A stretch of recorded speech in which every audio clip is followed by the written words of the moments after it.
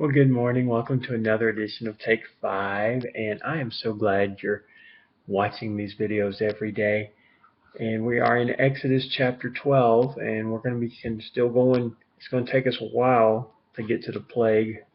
Right now, we're looking at what God tells his people to do as far as preparing for this plague. So, chapter 12, verse 1, the Lord said to Moses and Aaron in Egypt, "This month is to be for you the first month of your year."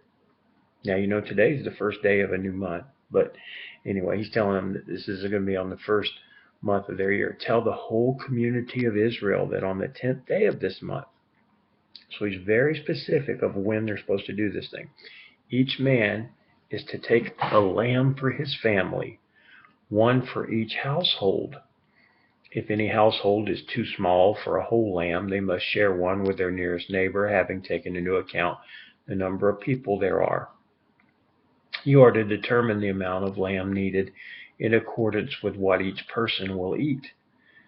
The animals you choose must be year-old males without defect, and you may take them from the sheep or the goats.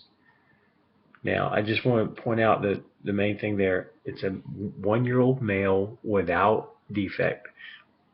Males without defect were very important to God. He didn't accept offerings that had defects in them. Anyway, we'll just put that in the back of your mind, okay? These concepts will come up over and over, and so I just want you to put that back there. Verse 6, take care of them until the 14th day of the month, when all the people of the community of Israel must slaughter them at twilight. And that maybe, I know how much you love animals, and that's probably a really hard thing for you to imagine, but what God told his people to do was to take these year-olds, they're not huge, these small sheep, these small goats, and slaughter them, and they actually would slit their throats. I know, but this is what's required. Anyway, verse 7, then they are to take some of the blood and put it on the sides and tops of the door frames of the houses where they eat the lambs. Now, they're going to eat these lambs, but they're not going to waste this blood. Verse 8, that same night they are to eat the meat roasted over the fire along with bitter herbs and bread made without yeast. Does that sound familiar, the bread made without yeast? When you take the Lord's Supper, and in your church you take it every week, and I think that's great. The Bible doesn't say you have to, but I think that's wonderful that you take the Lord's Supper every week. But the Lord's Supper actually goes back to what we're reading right now. This is the origination of it.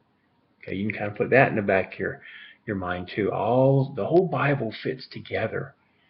And a lot of people don't understand that. You got to read the whole Bible really to get the whole picture. But yeah, when every Sunday morning when they pass that bread around, remember it goes way back here to Exodus 12. All right, but the blood, that's also going to come into play later. The blood on the sides and the tops of the door frames. You think about what symbol does that make if you put it the top and the sides? All right, anyway. Okay. That same night, verse 8, they are to eat the meat roasted over the fire. Okay, we got it. Bread without yeast. Verse 9, do not eat the meat raw or cooked in water, but roast it over the fire, head, legs, and inner parts. Do not leave any of it till morning. If some is left till morning, you must burn it. All right, they got to eat the whole thing. And I'm not sure I understand the reasons for all these commands, but we don't have to understand the reasons. We just got to do what God says. And so God told the whole nation to do this. Verse 11, this is how you are to eat it. Okay, with your cloak tucked into your belt, your sandals on your feet, and your staff in your hand. Eat it in haste. It is the Lord's Passover. Now they're getting ready to go somewhere. So he tells them specifically, okay, you don't just show up in your pajamas and eat this thing. All right, this is to be a memorial. They're going to do this every year, and they're going to be reminded that God got them out of Egypt, and it happened really, really quickly.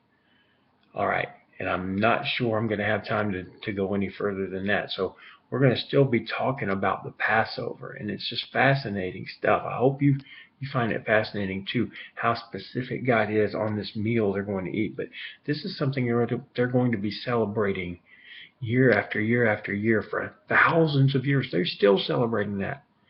Israelites still celebrate the Lord's Passover, and even as Christians, we still celebrate it today. Isn't that cool? But it's in a different way. It has changed for us. It means something completely different than it did for them. But some of the elements are still the same. Hey, oh man, it's a shame this is just Take 5 because we are just getting going really good right now.